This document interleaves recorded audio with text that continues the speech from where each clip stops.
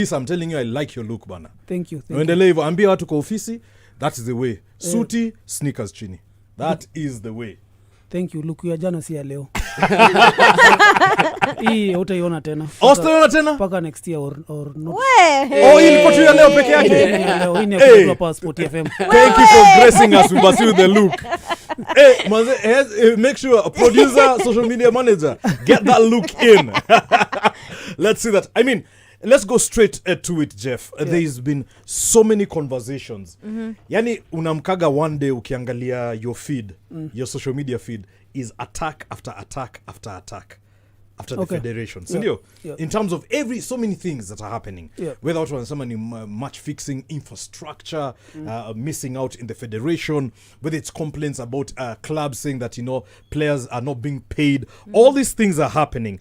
But from a communications perspective, how do you cover it? Like, ukiona hizi vitu zote zina come through, how do you cover it?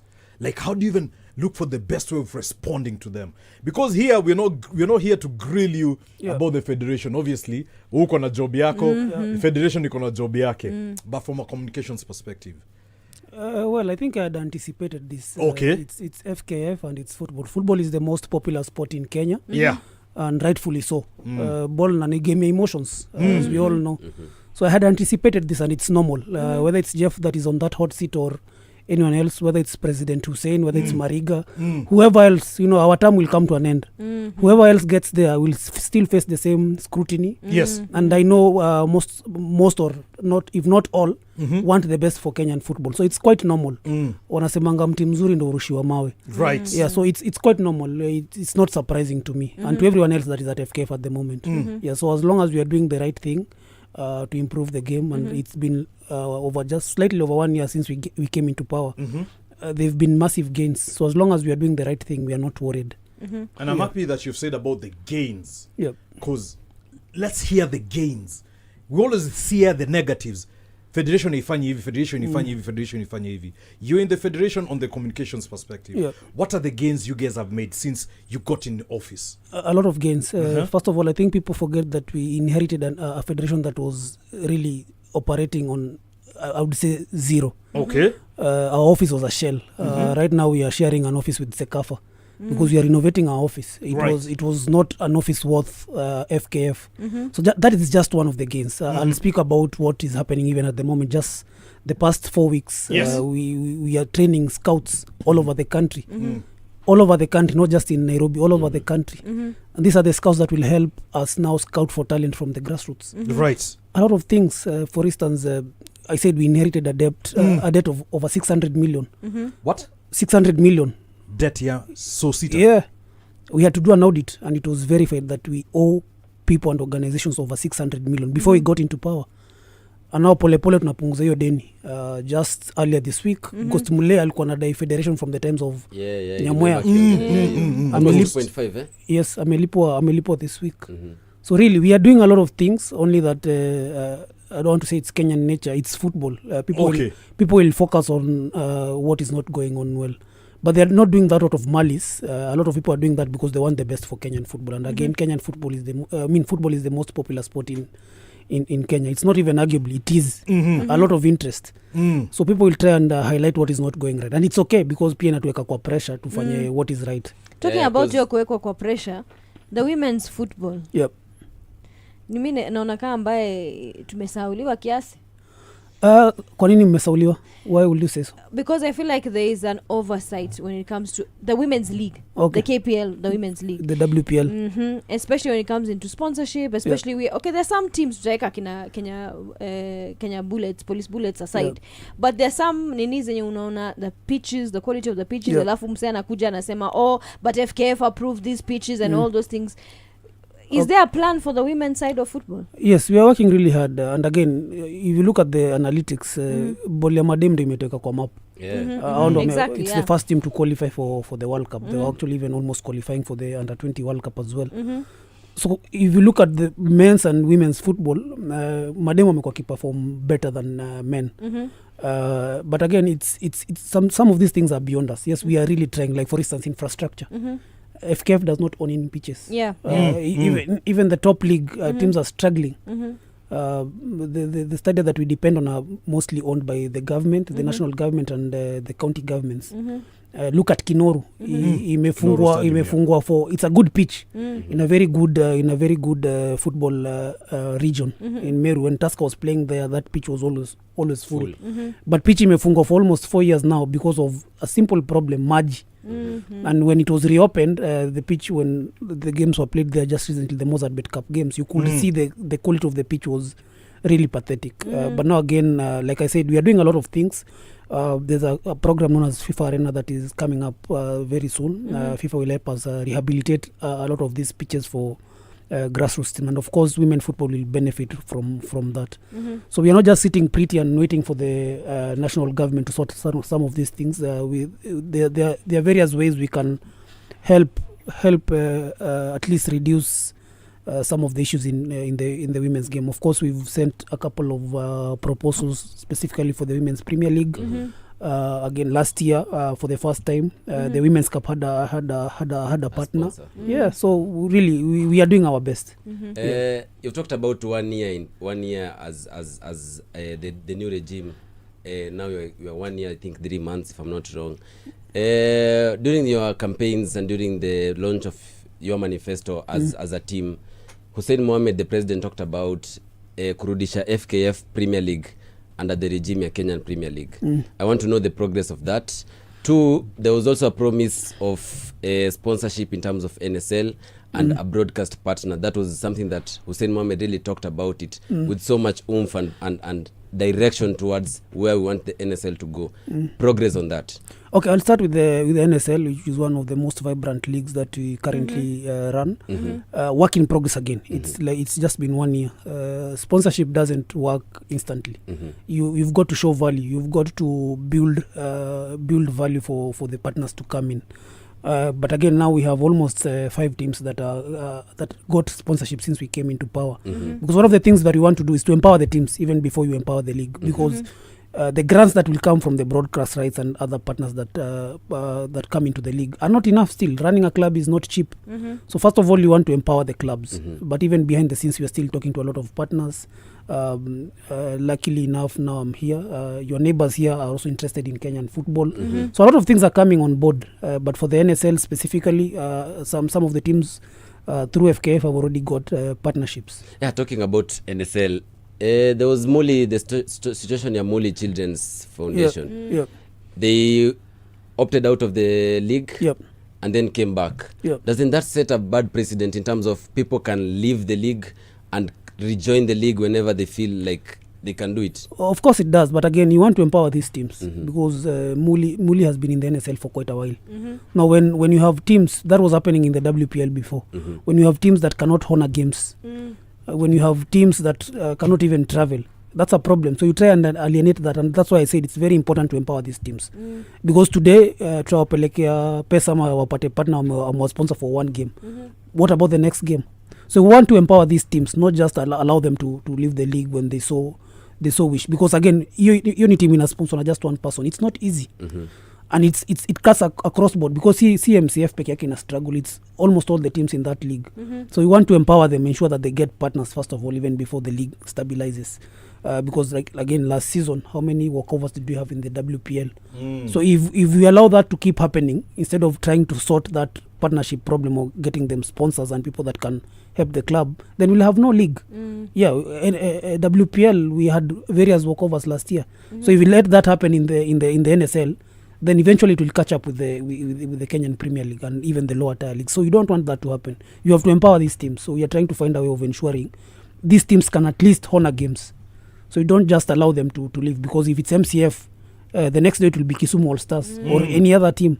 So you just have to find a way of ensuring these teams stay in the league, ensure that they can at least honor games, and it keeps improving from that. And when are we having KPL back in control of the FKF Premier League? Again, that is a question that has to be answered by the clubs themselves, because luckily enough, I've worked for the Kenyan Premier League when it was the Kenyan Premier League, but when it was being privately managed. So it's the club really. It's not the FKF to wake up and say, today the league will be managed by SportyFM.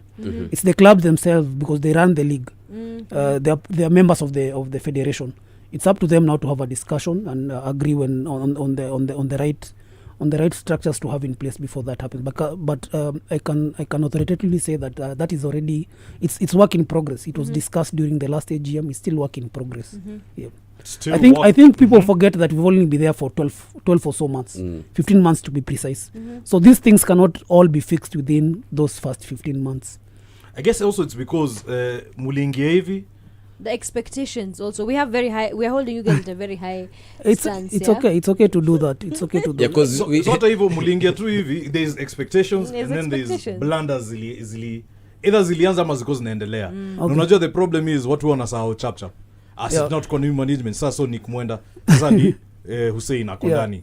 So a clean guy ametupatia all these manifestos, tunafuatilia. Chan happened under him in Kenya na akacheki vile ilikuwa. Then now tumeenda the league. Saizi for the last 4 weeks tumekuwa tukiongea about the likes of match fixing na history yote. And we're going to get to all that. Remember, we are in studio with Jeff Kinyanjui, who's the FKF Head of Communications, Media and Public Relations. Utapata maswali za pitches zenye has nothing to do with public relations, bro. I hope uko tayari because already even there is one here nimepata kuna already moja hapa nimepata kutoka Denver nasema, can FKF support women's Premier League teams secure same pitches as men? Like I said initially, it's infrastructure is not an FKF issue. But it was part of our agenda when we were campaigning to get into the office. Yeah. We are talking to the national government. We are talking to the counties. We are talking to all, even private institutions that own pitches. Yes. It's not easy. We had an idea here in studio whereby hata mnaweza approach machuo kama hapa Nairobi School hapa patch. We are doing that. Several fields, so that the ladies can have somewhere proper to play in. But remember, for instance, if Kibera Soccer is playing Marist against Kayole Starlets, they're the home team. It's their responsibility to get these pitches. Even in the Kenyan Premier League, before the start of the season, all the teams give us three pitches: the primary pitch, the secondary pitch, and just in case all these two are not available, they have an alternative. So 3 pitches. So it's the responsibility of the clubs to give us their match venues. But we also cognizant to the fact that easy pitch aziko. It's an infrastructure problem in Kenya. So how many international pitches do you have? Kama mlikuwa na meeting for example na Trinity Starlets, alafu Trinity admin anaenda na show picture ya kongeni huko Gilgil vile iko. Na yet mlikuwa na discussion na walikuwa wamekupatia these options. Do you go back to them and tell us, we mwizi tuandika kama FKF mnasema tuwa support, yet these are the pitches you guys gave us as the options? We've really tried again during this rains, pitch mingi zimeharibika. We've tried, but we there's some of those pitches that tunakata. Kuna pitch mnaweza tupatia tuseme hapana. But remember, all these clubs also still really struggling. It's very easy to say simnazenda patch na mcheze patch. Wakiambiwa na higher ground 20,000, it's most of these clubs cannot even afford that. You'd be surprised almost 90% of these WPL clubs don't even pay players. Yeah, that's another they don't even play players. But doesn't that fall squarely on the responsibility of the because you're the ones who are licensing these clubs? There's the club licensing CAF regulations. Until the people who are giving these clubs licenses. Even when you look at the KPL, when you're talking about people complaining, there's some teams that are not paying players, we have seen players wanna complain 2-3 months without salaries. Isn't that squarely your responsibility as the overseer of the league and these teams? Kinda it is. But remember, how club licensing works in South Africa is not the same way it will work in Kenya. The environment is quite different. These clubs are really struggling. From the WPL, I mean, across board, from the lower tier leagues to the top league. So if you say that now we will stick to the club licensing regulations as they're supposed to be, we will not have any leagues. So we have to adjust. Even as we try and now enforce those club licensing regulations, we have to adjust to the reality on the ground. But it's working now because if you look at most of these top clubs, Shabana has the top club, they have a youth team, and they have a ladies team. So eventually things will fall into place. But now we cannot sit and say we'll enforce these regulations as they're supposed to be. If you do that in the WPL, I'm telling you, will not have any league. So we have to adjust to the reality and try and enforce the regulations step by step. You cannot now have just a blanket rule and say from next season we want you to give us a statement of 20 million in your bank account. You'll run the entire season without any problems. We really have to adjust to the reality on the ground. But let me ask you, in that instance, is there a way that chini ya maji, like you say, we have the women's league going on right now, maybe so and so, because you also have people that you know, maybe so and so to say SportyFM have a budget, they can sponsor one team. Do you? Atuna say. but like in that instance, and then you approach a team and you're like, we can go with you and pitch this. Do you support them in that sort of way? We do that a lot. As recent as yesterday, we had a meeting with one of the clubs. I won't mention the names, and they were trying to get to a partner. We've written a lot of letters. We've initiated meetings for clubs on behalf of clubs with partners, various sponsors, not just one. So we do that a lot, because remember, these clubs ni members of FKF. So we are there to serve them. We are there to serve Kenyan football. So we've done that a lot. We've put in a good word for a lot of clubs. And it's happened. Like I said, for the NSL, we have like 5 teams that are already now getting sponsored. Yeah. So what do you think is hindering women's football particularly? I would say lack of proper partnerships for these clubs. Funding. It's funding, and it cuts across board, but it's a big problem in women's football. Yep. There's an issue. There's something that you are doing at the start of the season. That is, you talked to almost every media personnel or media liaison of every single team in the league. I wanted to assess where we are in terms of social media for these teams, because we have been receiving a lot of calls here and even online. I'm sure you see the conversation where there was a game. It was the FKF Cup, Gor Mahia or something. No, it was a league game where they traveled to PS Bomet. There were no updates on their social platforms. There were no. Where do you judge, or where do you rank our teams in terms of the media presence? Because you're a communication guy, you're a PR guy, you know the importance. Even partners want to get a return on investment in terms of seeing their products online. Where do you judge? And our watu walisikia kweli? Walisikia, but again, you cannot judge them, because luckily I've been in Kenyan football for over a decade and a half, and I understand some of this situation. Like I said, I've worked for the Kenyan Premier League back then, almost in a similar capacity. These media liaison officers are my friends, are people I've interacted with for a very long time, are people I interact with on a daily. Again, you'd be surprised that even in the Kenyan Premier League, most of them are not paid. Most of them are volunteers. So ukisema, I'm not saying that is what happened with Gor during that particular game you're saying, but ukisema mtu atoke Nairobi and Kericho, spend the entire day na hapati anything, then it's a structural problem in the clubs. They have to accept the fact that they need to employ a media officer. They need to apply. They need to employ a photographer. They need a videographer, and they need a whole media department. But again, the reality on the ground, when you are telling a club like, for instance, I'm not saying that is what happens with the PS Bomet. They're lucky. They're even lucky to have a sponsor. Actually. Yeah, they do. They have a sponsor. But assume a club that has no sponsors. The grants that they get from the various partners we have are not enough to run a club. Then when do mwambie lazima kuwe na videographer, lazima kuwe na photographer, you need a digital content person. The reality on the ground is quite different. But they are trying. At least they have someone. Most of these clubs are now embracing the idea. So it's work in progress. It's really work in progress. Our agenda with the top league, the SportPesa League, is to make it the number 1 league in Africa. That is very clear. Yeah, and I saw the president come out and talk about it actually. It's actually a thing. We have a strategy. It's something we are working on every single day. And that's why it was very important to meet those club media liaison officers, because like you said, they form a very important cog of this agenda to make the league the top league in Africa. And we are meeting them again very soon. So yes, walisikia, we are working with them every single day. We are working with the clubs to empower them, because when they are empowered, they can now actually employ these people. Na nyinyi sasa, particularly nyinyi as the official page, as FKF, the official page, don't you think we can do more in terms of the content you're posting? Because she can tell you she's done it, and we were looking at it sometimes and you're like, at least there's a way you can improve here and there. Don't you think you deserve to do more? We do. Again, it's work in progress. Like I said, I will not sit here and say that we are doing what we need to do at 100%. It's work in progress, but it's pretty easy to see it from the outside. From the outside looking in. Yeah, and you say these guys are not doing that. These guys are not doing this. But I think for the content part, and this is a conversation we had here a while back, the clubs also need to assist you to do that better. again, like I've heard that a lot from various people. When you're asking Gor Mahia to send you footage, jamaa jalipo hata anayo morale kwenda kuamka asubuhi. These guys, for instance, there's a time Gor Mahia was training at M-Pesa Foundation. By 7 am amefika huko. Jamaa jalipo atatoka kwake ende huko na umwambia kutumia content. Hata siwezi amka. Ni responsibility ya FKF kutafuta hiyo content. See, huwezi ambia club ikutumie. It's a difficult conversation to have. But now back to your question, yes, it's something I get even from the president every single day, and it's the pressure that I face. We are not doing. I will not say we are at 100% in terms of what the media department at the FKF can do. There's so much we can do, but again, we've been there for 1 year. I'm not giving excuses, but judge me by the time we are into 4 years.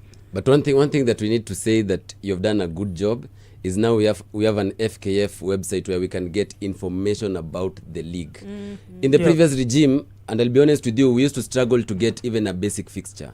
Now we can get into the website and get the basic fixture. We know where the game will be played, though there is sometimes it changes because of course the weather. But there's also something that you can talk about in terms of the decision by the committee ikaenda kwa SDT, that is the dispute tribunal, and it was reversed back. You guys have headed to court. Tell us about it. Why head to court instead of give a ruling? Matters of the disciplinary board and things that are in court are not something I can discuss in media, unfortunately. But what I can say is we are really working hard to sort those problems. It's not something we are very happy about, that it's taken quite some time to solve that.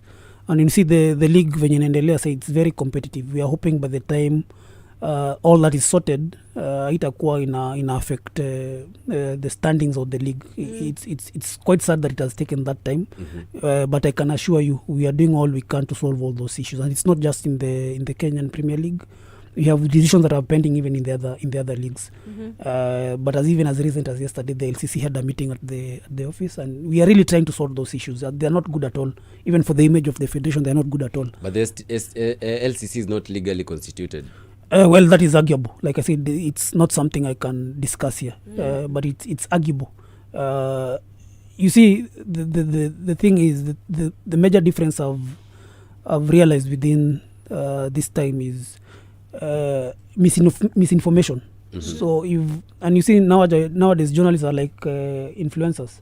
So if Nicolette today decides he has an opinion and venye ameangalia mona, by the way, this LCC is not legally constituted, he has 500 followers on Facebook or 1 million followers on X or TikTok, naenda yake post hivyo and mislead the whole labda si I don't want to say people are lazy nowadays, but again, now all these other people will pick the same thing as the reality. And now the followers hao ni watu hiyo si kazi yao kwanza kuanalyze. They'll take that as the gospel truth.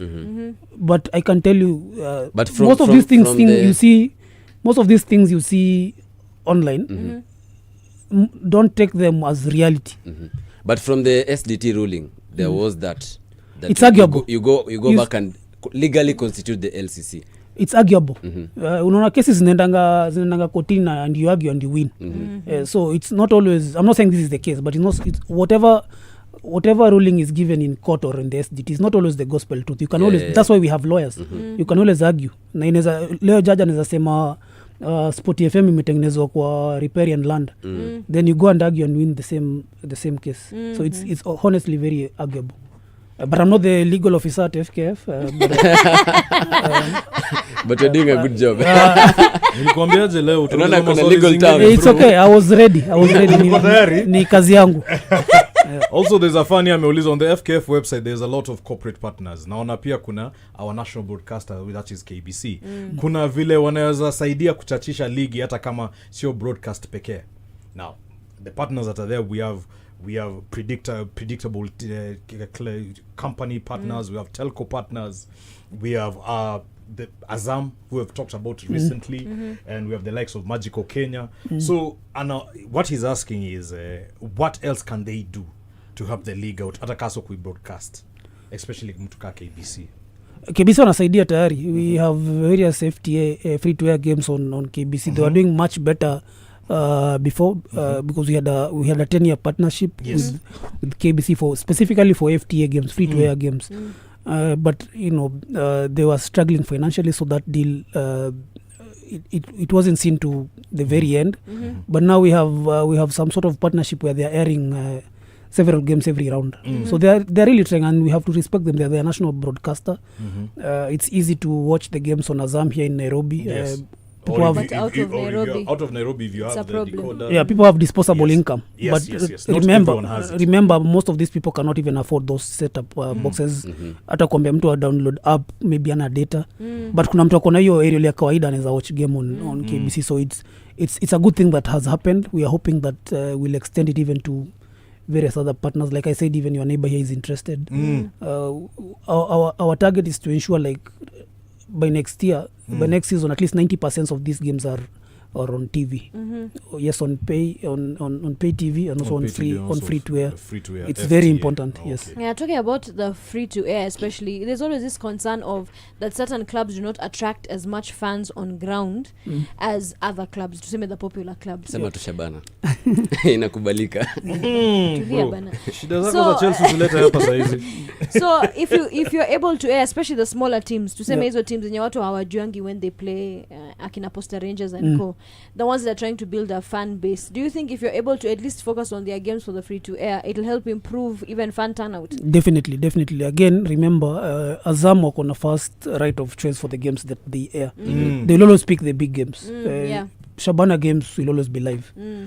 I don't want to say unfortunately, but they have their when you're big, you're big. When you're big, you're big. When you're big, you're big. Get Collection FC. Get Collection FC. But so far we've broadcasted, I think, 4 games on KBC free to air. APS Bomet wamepata game, Police wamepata game, Murangasilo wamepata games kadhaa. But now si tunakanga tunachagua tu leo ni Team X.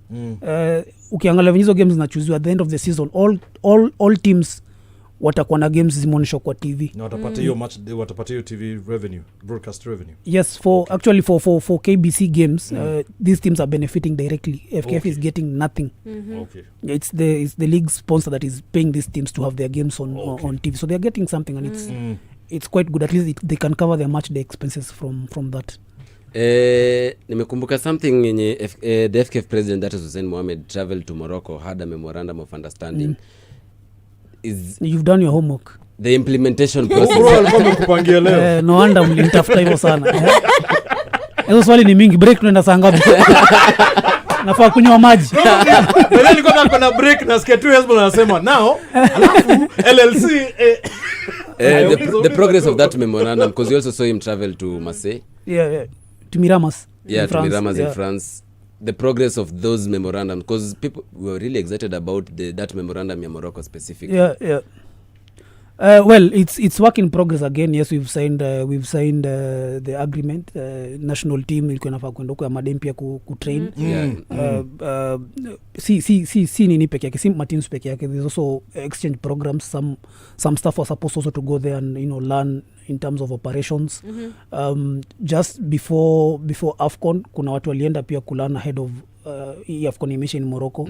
Ahead of AFCON, remember we are hosting AFCON in 2027. So there was an exchange program. The people who went there to learn on the operations. So it's already in enforced. It's already enforced. So things are going on. Very soon kuna mateams zinaenda huko za national team kwenda kutrain huko. So it's already enforced. Mbona inakaa kama muamini? So no. Si tunasmile ile tunagoja kata kupatia break ama atakuanzia ingine. Hapana, hiyo ni PR sasa. Lakini sawa. Let's go on a break, but we really need that. Let's go on a break, but when we come back, hey Hezbollah, usimwangushe asira Chelsea. Asira. Ni kama Shabana na enjoy.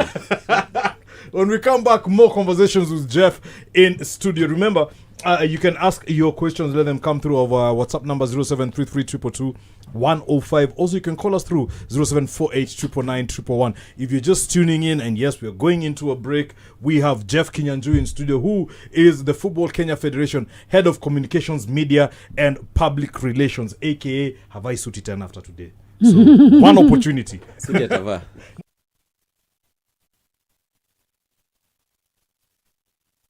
Oh, you know Vita. Hii ilikuwa leo. Okay.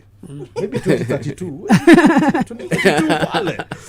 When we come back, more sports and definitely beyond.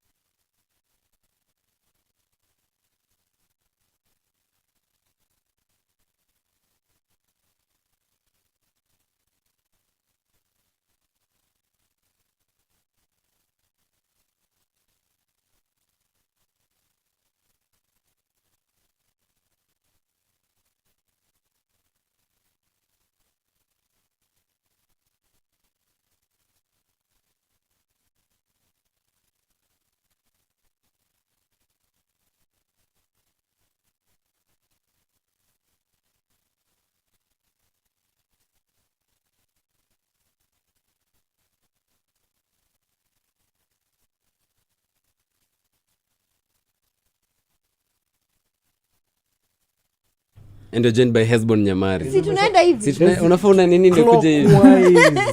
Clock yake inaga. Yenyewe jana Chelsea likumess. And you're with Nicolette aka the Queen of Banter. And introducing Jeff Kinyanjui, who is the Football Kenya Federation Head of Communication, Media and Public Relations, aka kukupanga vile unataka. Upangike. Jeff anatupanga ama anatuambia ukweli? Anatuambia ukweli. Well, anasema ukweli kwa upande yake. That's the most honorable thing. Ni ukweli kwa upande yake. Now, whether you want to take it with a pinch of salt or not. But I have a question. Nilijua. I have a question for Jeff. Okay. This you guys always have questions anyway. Is that why we brought you here? bro, if we could it's not the only seats, question. if we could exchange seats pia ungekuwa na maswali. Yeah. Because shoto kuna maswali actually because you're in media atatuliza maswali. Okay. Sina maswali mingi siku lakini sawa. The WAFCON, it's being postponed. How has it affected the preparation for the women's team? It was terrible because and you should find those guys. You should find Morocco and find CAF mpate do. Mimi nimesema hivyo. All those expenses, think about it. Yeah. It's terrible. The team was supposed to head directly to Miramas from Ivory Coast where they had played 2 friendlies. Yes. So it has definitely disorganized us. We had already made all the plans possible. But more importantly is program ya coach. Forget about the logistics. When you train these guys unatakuwa afika at a certain level by the time the tournament is kicking off. So of course sahi wame break camp, you definitely have to kickstart again your plans because now the tournament is almost 2 months away. When you were training them when they were in camp, coach had a specific program. By the time they were going into that tournament walikuwa washafika your level. Now when you break again and the tournament is 2 months away, imemdestabilize vibaya sana. And this messaging from CAF got you guys just like hata mko umepatiwa an advanced warning about it. 48 hours. Kila mtu alipata ndo pia nyinyi mlipata. Well, not as a member association probably we had an advanced notice. Yes. But not enough time again to reorganize the team in good time. Because as we were making the plans to kona jonotoka Ivory Coast then directly to Miramas. So it was terrible. But that's African football for you. There's an argument I've seen on the digital space that CAF is not treating women football similar to... Yes. But I think that's not the case. They are really trying. It's just the host nation that pulled away. They were not also anticipating this. Jeff unasema hivyo, but unakumbuka last time kulikuwa na controversy about ati Kenya, Uganda and Tanzania are not ready to host AFCON. Ulena Mtsepe alitokea very fast. Akapeana statement akasema Kenya, Uganda na Tanzania wako tayari na hakuna postponement ati yaisonge place ingine. Yet for the AFCON, now this is not to blame for you to blame, but as a Kenyan football fan, sindio?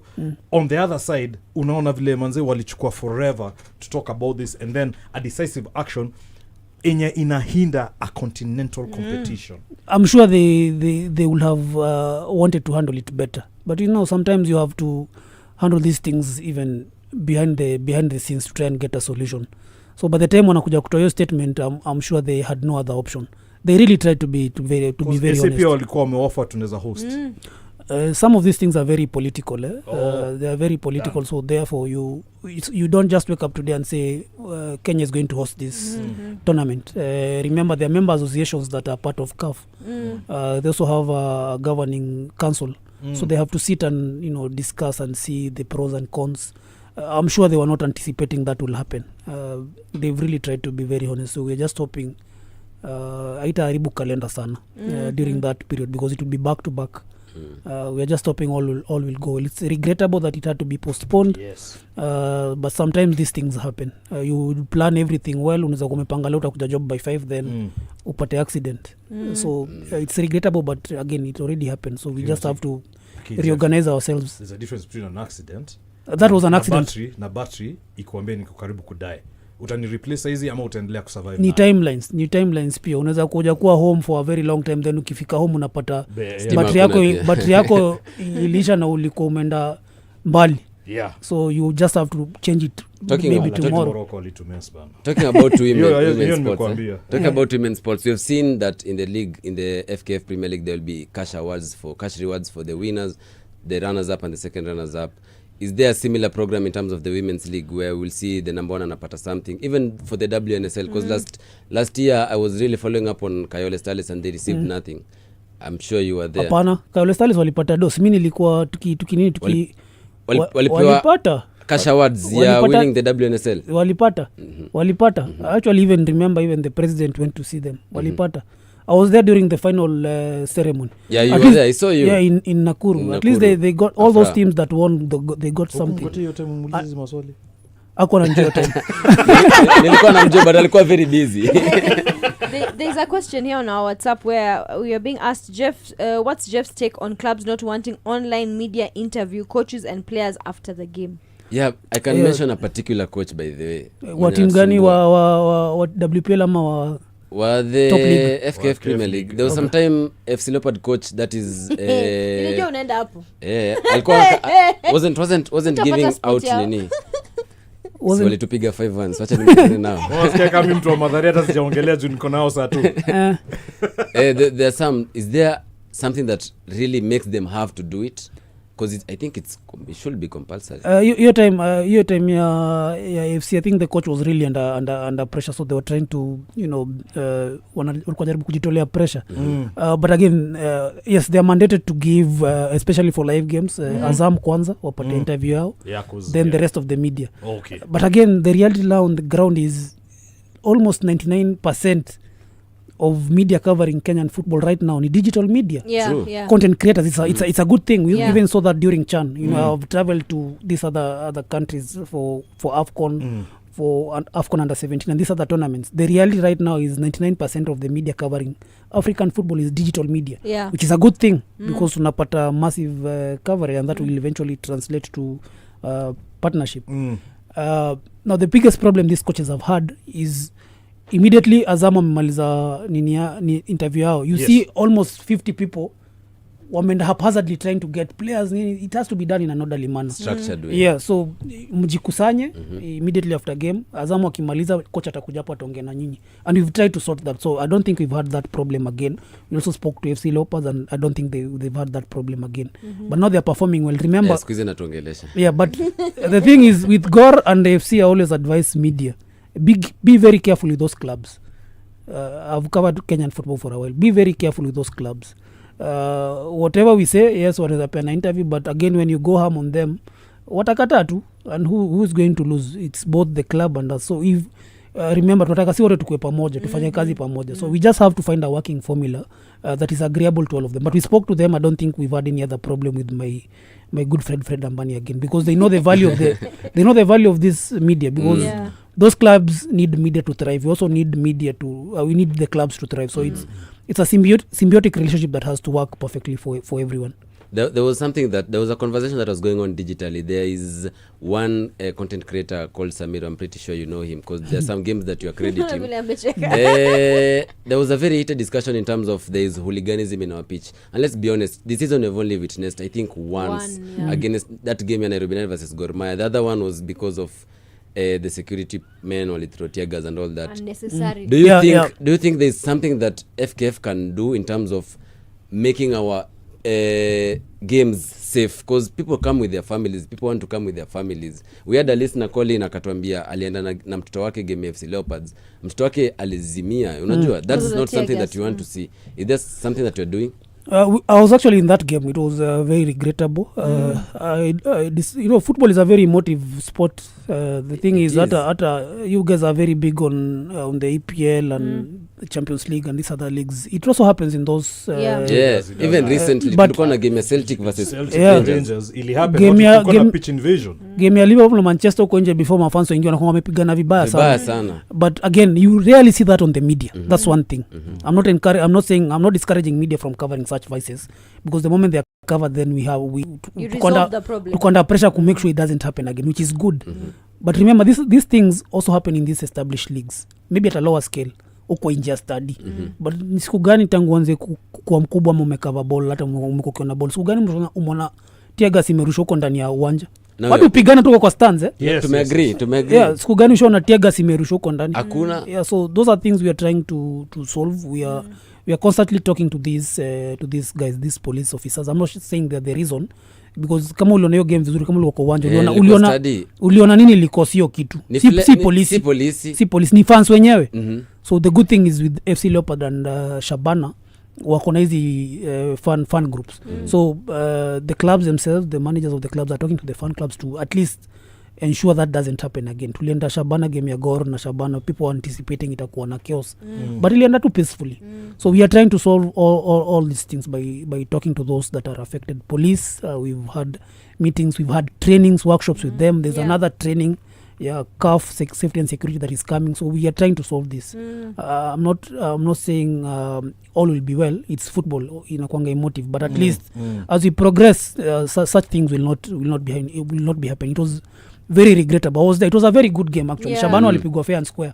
But again now Hapo. No, fair and square, 5-1. Anasema after Moshi the 3 goals. Jeff Baada ya amemkuta Moshi 5-1. ati Mimi ni wakakuwa coach. confused. Mimi shida yangu ilikuwa hiyo bao ilikotaliwa ya Brian Mishira. Other than that I think tulipigwa tu clean. hata Ati ingekubaliwa bado ikiisha 2-1 like bado- it's a smoke, bado ikiisha ingekuwa 3-1. bado you'd have still lost.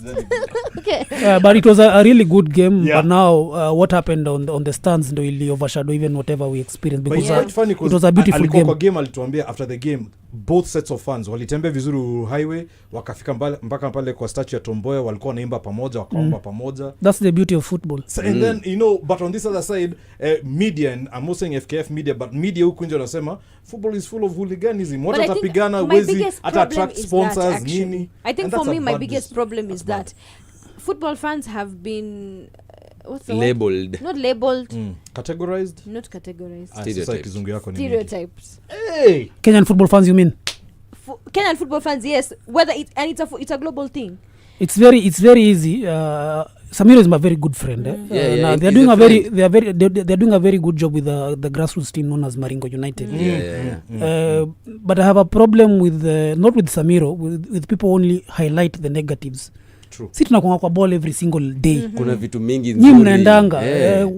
How many times we talk about tear gas? When is the last time tear gas ilirushwa kwa uwanja? Kitambo. So when that happens, then that is the only thing that we focus on. At Kenyan football, mnatomenga tuende stadion na kitu happen. It doesn't happen every single day. This season imefanyika only 2 times. Yeah, so Tear gas na ile ya Nairobi. why don't you also highlight And these we've had other so many games by the way. why don't you highlight these other good things that are happening? But we give it to Samiro and the rest that are still attending the games, the content creators, the influencers. We have the likes of Nana Owiti wenye na support women football, wana attend busy games za national team. We call upon more. Nataka nikienda game next nione Joe, sisa zile kwa job. Amekuja kuona game, nimesikia kusema Madhare. Unifano Mfano Mathare. Because we need this, we need everyone to highlight these games. A lot is happening. Yeah. Na niko sure ukienda one Kitumbao utakuja utahighlight hapa na tutarekebisha, because we are not saints. We are dealing with very many links. So something that is happening in Nairobi, we might be taking care of it. Lakini labda kuna game kubwa mashinani, then we don't have eyes there. But if you highlight something that is happening there, then we'll be able to solve it. So we need these guys. But don't just highlight one negative thing and now brand the league as a chaotic league that deserves not to be followed. That is very wrong. That's my problem. Yeah. But there's something that if we don't talk about, we will be doing a disservice to the whole nation. There's a very heated conversation about match fixing in our league. Coaches, current coaches, that is Nicholas Muyoti, Abdallah Juma talked about it, Patrick Odhambo talked about it. There's an NSL coach who talked about it. I've forgotten his name. Everyone is talking about it. I mean, but Okere came here. The coach of Talanta. Yeah, Talanta. Tusker, coach alikuwa hapa, yeye ndo aliisema kwanza. And it sparked a conversation online. Okay. Is there something that FKF is doing? Because when we were in the campaigns, I was listening to Hussein alikuwa anatuambia very clearly that we are going to talk to our MPs and try and push The bill. for criminalized match fixing. Is there something that you are currently doing now that you're in office? We played a very critical role in that in the drafting of that bill. I think kumwona imeenda kwa parliament jana. So match fixing is a topic that is very dear to my heart, because I've covered match fixing for a long time. I actually even won an award when I was as an active journalist, specifically covering match fixing in Kenya. So it's a topic that I understand quite well. A lot is happening behind the scenes. One of those things Neo could draft your bill. Yes, a lot is happening.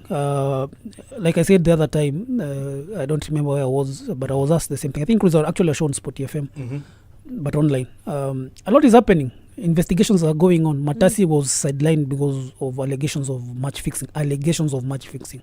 So a lot of investigations are going on behind the scenes. Remember, we have a disciplinary committee.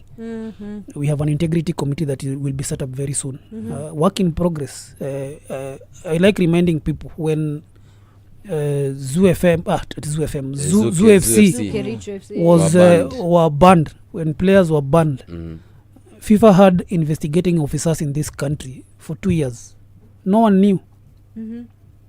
They only woke up one day and said, we've relegated Zoo to Division 1. So this and this player have been banned for life. These ones have been suspended. The same to Kakamega Homeboys. So silence should not be misconstrued for something is not happening. For no action. Yes, match fixing is very sensitive. You cannot just wake up today and say I'm investigating Joe. Joe. 110% sure. Yeah. Yeah, you have to it has to go through due process.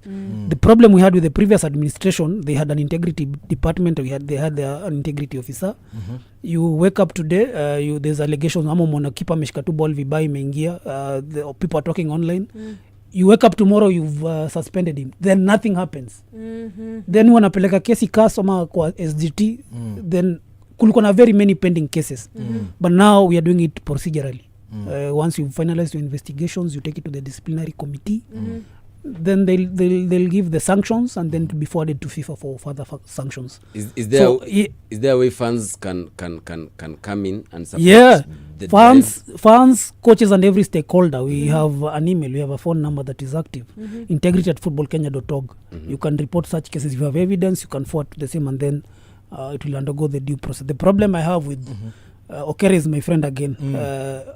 Okere was an active coach at Tusker. Yes. Why is he talking about match fixing when he's not a coach? Yet it was affecting him. But don't you think, okay, so it was affecting him. Yeah. But don't you think when he spoke about it, even current coaches, the conversation with current coaches. Which is good, but that does not mean that we are not aware that match fixing was happening. And I challenge whoever... Had he approached the federation? Never. That's the problem I have. Why is he speaking about match fixing when he had never approached the federation whatsoever? Never. And as Nicholas Mioti, I don't know if that will be putting him in but has he approached the we can he talked put about it as a cloud to say has any manager or any team well some have to be very actively, yes, but Nicholas, they've reported yes, Nicholas Mioti specifically talked about it, that he's been talking about it for long. Ever since I knew him, he's been talking about it. Has he made any formal report? Because that should if he has, he should maybe bring it to light. But like I said, match fixing is something that is very dear to my heart. But I haven't seen any formal complaint to him. Not to say now that whatever he's saying is false. There's match fixing. Like I said, that is something that I will not sit here and deny, because I will be doing disservice to Kenyan football. There's match fixing in sport. Yeah. Like, remember what I told you guys. Football is the most popular sport in Kenya. So any vice will attract attention. Even volleyball, there was an official for volleyball hapa akituambia. But I challenged, I don't remember which show I was on here. I challenged the journalist. We will talk about match fixing in football. But I can tell you without any fear of contradiction, there is match fixing in these other sports in Kenya. Yeah. Just do your investigation. Ziko. And it's easy for them to fix these other games because I'm not disrespecting the other sports. Volleyball tunaonanga live wapi ya Kenya? On their Facebook pages. Game gani uliona live ya mwisho? I think it was KCB versus Pipeline, but they do air some. But that was, I think, KCB wenyewe. How many fans watch when ushaisikia mtu akiongea about match fixing in volleyball or in netball, in hockey? But I can tell you it happens. Yeah. No, it when happens. a representative here alisema it happens. It happens but a lot. There's a way they handle They've it. handled How? it. So would you rather Unaona ball mnatuambia mnafanya nini? Nani amebaniwa? At least you see something is happening. How do they handle it? How walisema, for example, wali up mshahara ya mareferees ndio yache kuleta story. Na also the timing of announcing. Mimi nakushukia alisema. Also timing ya ku-announce referees au juu game gani una ref. But in football it works different. Actually in football now we actually put out the list of referees way in advance. And that's a good thing that you have done this season, I think. Let me tell you, like I said, I can sit here and talk about match fixing the entire day. Hata sita kuambia ati 9 imefika. Na imepita. Daniel Sturridge. Yeah. If you remember, you guys are very big on foreign leagues. Daniel Sturridge alibaniwa because of match manipulation. I think alikuwa napatia brother yake or relatives nini ma odds. Yeah. I don't know how fun. There's a fun calling through. Ngoja nimalize. Hello SportyFM. Hello SportyFM. Yes. Niaje? Poa sana vipi? Tuko fiti kabisa manze. Welcome to the show. Asante, naitwa Collins from Mombasa. Yes, Collins. Jeff vipi? Salama sana. Karibu nyumbani. Asante. Sasa mimi nina maswali kadhaa bro. Hizi FKF Premier League matches ambazo Azam huwa ina air. Nadhani tunafaa tuwekeze kidogo hapo kwa pre-match, post-match na half-time analysis kwa sababu. Hello? Yes, tunakusikia bro, endelea. Kuna mechi juzi hapo nilikuwa natazama, sasa badala watuletee hizo analysis zenye zilikuwa zinafanyika, wanatuletea mambo ya swimming kule Dodoma. Sikupenda. Okay. Hapo kwa analysis hapo tunafaa tufanye kitu. Yes. That is good feedback. Alafu tumeambiwa hapo scouts, kuna scouts wanatafutwa nchini. Yes. Tupa breakdown ni wangapi hivi mnatafuta, na kama kuna budget hiyo financing tujue, kwa sababu watu wataanza kusema hivi karibuni msipopatiana hizo breakdowns FKF imetumia pesa vibaya nini. So ungetupatia hizo breakdowns tuone budget ni ngapi na hao ni wangapi, so that we avoid hizi issues ndogo kama hizo. Okay, kujibia story ya scouting ishafanyika Mombasa. I think there were around 100 scouts. Kidogo tu nimaliza alafu tajibu yote kwa pamoja. Hapo ndakumbuka. Hello. Yes, endelea bro. Yeah, alafu hii match fixing, mambo ya coach nini, referees naona wanalaumiwa sana kila wakati. Mnapanga tukiwa na hiyo break, yani ligi ikiisha muweke klasi wa polish some rules, wanaweza kuwa zingine hawajui sababu hizi sheria za mpira zinabadilika kila siku. Mnapanga kuwapea some training ama itakuwaje? Kwa sababu naona wanalaumiwa sana kila wakati referees, na kuna juzi wengine nimeona mmewademote, which means kuna kaukweli fulani. So mnapanga kufanyia nini hilo? Kisha tunasikia nini coach na deputy president na wengine wametravel, wameenda kuangalia wachezaji wa Kenya ambao wanacheza nje. UK kwanza. Wameenda nje. So mnaweza kupatia hizo breakdown za budget ilikuwa. Yaani tunataka tujue vile hiyo pesa inatumika, wao kwenda huko accommodation manini, hizo budget ili tujue. Hii pia itawasaidia nyinyi wenyewe ku avoid my issues na wapinzani wenu, kwa sababu wataangalia hizo loopholes ili waseme pesa ilitumia kufanya hivi. So naomba mtupatie hizo breakdown. Kisha ya mwisho hapo kwa CEO yule mwenye alitoka, mara mingi hakuwa anatupatia information kuhusu vitu zinafanyika kwa shirikisho. Kuna uwezekano mlikuwa mnafanya vitu vizuri, lakini sasa yeye mara mingi alikuwa anaitwa kwa media, ama mara mingi mkiitwa kwa media huwa mpatikani kwenda kupatiana information about vitu zinafanyika kwa shirikisho. Huwa mnaweka kwa social media zenu, na watu wengi hawako kwa social media. So mkiweka kwa hizo station ni rahisi sana watu wengi kupata information kuliko nyinyi ku update kwa mitandao. Naomba muwe mkipatikana, mkitakikana kwa hizi medias, mnaenda mnatupatia vile iko ili tufuatilie tujue vile mambo yanaendelea. Tafadhali. Asante Collins for your call. So nikusummarize kutoka wapi? Okay. Tuanze wapi? Wataka kuanzia wapi? Enye unakumbuka kwanza? Stories za finances. Finances, ameongea kuhusu finances za the people that have traveled to Europe to scout for players. I think pia ameuliza programs kama ya scouting. They want the breakdown. The breakdown, yes. That is a very good point, but we cannot be giving breakdown for every FKF is an event based organization. Every single day we have events. So hatuwezi amkaleo tuseme leo Jeff amekuja SportyFM amekiwa mafuta ya 5,000. But we are a public institution. Just like any other public institution, ukienda kwa website utapata breakdown ya the entire financial year. Whatever, all our programs that we covered properly broken down. So for this financial year, during the AGM again we'll present our financials to the members, and that will be uploaded on our website. So ukienda kwa website utapata hizo vitu zote financials. But we cannot be doing that on a daily. We cannot wake up today and say we've spent 200 shillings on McCarthy's transport to police circle to watch a game. You know, but at the end of the financial year, at the end of the financial year, you'll get a proper breakdown of the expenses of FKF in and out. Haya, history amesema ya Azam whereby agepata pre-match, half-time na post-match. Yeah, that's a valid point. I think we'll give feedback to Azam. I remember during when the league was being broadcasted by SuperSport, we even had magazine shows. These are conversations we are having with Azam. We are hoping to improve. There are things we cannot discuss on media, but yes, we are having that discussion with Azam. I think by next season a lot of improvement will be seen. Exposure ya information. Amesema not everyone is on social media.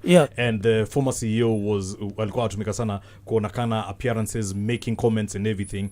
And now it was both digital and pia media kama saizi radio ama on TV, but say amesema there are some of us ama there's a higher population on social media. Yeah. That's a fair point. Like I said, media are a very important partner to FKF. I think kitu amesema amesema the former CEO ako anaonekana sana kwa media. Na watu wengi wa FKF wako available for media interviews. Yes. But I don't think that is a problem at the moment. Mlinitafuta on a very short notice nilipatikana. Na tutaendelea kufanya hivyo. It's my job. I'm very open to the media. Our president has been to various media stations upon request. So we have an open door policy for media. Upon availability, again, the GS is a very busy person. He runs the day-to-day operations of the federation. So huwezi sema utampata leo ama kesho, but with good notice sisi tunapatikana.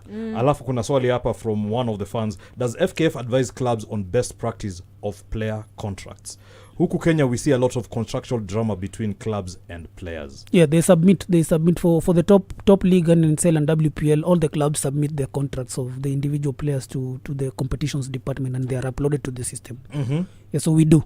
So your best practices whereby anasema unaona kuna drama between players na club na players. Okay, agenda into specific, but once you have such a problem, what are the ways that you cover into it, ama you look out for both the player and the club side? There's a committee, there are player status committees that handle such matters. Okay. Yep. Okay, so at least you hapo umepata your answer right there. Now, man, you have answered so much about the federation that we even forgot Jeff Kinanjui is a human. Jeff, ni aje?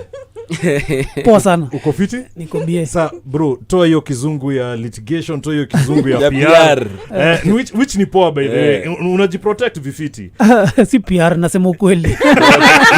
Kizungu bit. No, iko kwa title. My last question na ni kitu tunaweza bonga. Can we get to a place whereby kama federation tunaweza enda maybe to the website tupate match highlights of at least the KPL teams, FKF teams, sorry, in terms of their matches, tunapata highlights, because umesema digital media is what is mostly driving us. So tunaweza fika hiyo point whereby either unaweza kuwa na team under you, job yao tu ni ku make sure wana get hizo footages, wanaleta, wana upload kwa website, so that mtu anaweza enda hapo acheki. Kama sigeza ku travel, example to Awendo, naweza check hizo highlights kwa FKF website. Yeah, that is like you said, website yetu improve sana. Yeah, you know, improve. It's not even I would say it's 30% done. Kwa FKF Cup ndo umeniangusha though. Kuna highlights? No, check fixtures in the 64. Iko round of 64 peke yake. We have a draw on Wednesday next week. So fixtures bado zitatoka za round of 16. Yeah, so we have the results are there for round of 32. So we have another, remember tumechange format ya nini ya The FKF ya draws. Initially it was very obvious, ukipiga huyu uko sure unapatana na, so the fixtures were already been there, but now we have draws after every round. So by next week hizo fixtures zitakuwa hapo. In terms of the highlights za magame, those highlights are available on Azam. Remember they are the broadcast partners. But now we are working on having that embedded on the front end of the website, so it's still working. So that unaweza pata hiyo, mtu anaweza cheki hizo, unacheki for example kama BBC huko UK wako na hiyo match of the day. Ulikuwa na huko kitambo? Umefichua siri. Bana, majina zingine tuziangushi, tutaongea after show nikushow. But unacheki kama BBC for example walikuwa na hiyo kitu bado iko inaitwa match of the day, so kila asubuhi naamka unacheki highlights za Premier League, za Championship yao, League 1, League 2. So ni hivyo tu nilikuwa nafikiria such an idea, but umesema kuna hiyo partnership na Azam, then sinaweza work. It's work in progress. We want to embed that on the website. By the time we are done with that website, it will be something else. You have to remember that now the league has a partner, the top league. There's an independent site for that. Okay, yeah, kuna site yao. But now we want FKF to the FKF website to be the hub of Kenyan football. Good. So when you get there, you get all the important details that you want. Not a complicated website, but if you want fixtures, remember football fans are pretty easy. Si watu complicated, si ati watu wanataka vitu mob. But I want you, when you get to that FKF website, kama kuna game ilichezwa last weekend, you can see the highlights. You can see the upcoming games. So the basics will be covered by the time we are done with that website. Very good, very good. So tuachane na stories za ball, tuachane na stories ya tie. You as a person, bro, before you got into media coverage na kitu yote, were you interested in football ama kulikuwa na certain sports ulikuwa umelike? Was it bake, ilikuwa rugby, ilikuwa gani? That's a very hard question. I struggle to answer that question whenever I'm asked. I've been a football person since day one. I was young. mimi nimekosana na madhangu sana juu ya ball. It was just football from when I was young, but yes, I love athletics. I watch some athletics. I tried watching cricket for a few years. It was impossible to understand cricket. At least ulifanya a few years. Yeah, but I watch. Naona Nicoleta kama kanda yako anashake kichwa yake. Imekataa. Yeah, but I watch a lot of athletics. Athletics, Yes. But pretty much my life is defined by football. By football, Yes. And so much so that tumesema that we are a fan base that idolizes the international leagues more than our own league. Yeah. That being said, do you have a team that you support out there, a football team? Locally. Locally I don't think anaweza sema because of federation itakaa ni favorism. Jeff anaweza sema. No, I support all the teams in all the leagues. Locally haezi sema. Look sure bro. But internationally ati Shabana. Z. Wow. This is rejectiwe hivyo. I support all the teams. I support all the teams. Acha kumpea pressure. I'm on a drive to recruit members.